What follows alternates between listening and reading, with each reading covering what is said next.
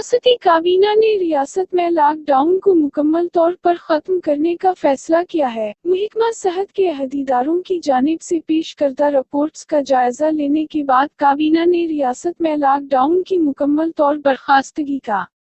फैसला किया है। मुल्क भर में और बिलखसूस पड़ोसी रियासतों में कोरोना सूरत-हाल के काबू में आ जाने और उन रियासतों के अलावा तेलंगाना में तेजी से कोरोना सूरत-हाल के काबू में आ जाने के पेश नज़र काबीना ने रियासत भर में ताहाल नाफिज़-अल-अमल लॉकडाउन को कल 20 जून से मुकम्मल तौर पर खत्म करने का फैसला किया है। उसके अलावा काबीना ने महकमा तालीम को 1 जुलाई से रियासत के तमाम तालीमी इदारों की दोबारा कुशादगी की हदायत देते हुए तालीमी इदारों में तुलबा की शख्सी हाजिरी की भी इजाज़त दे दी है।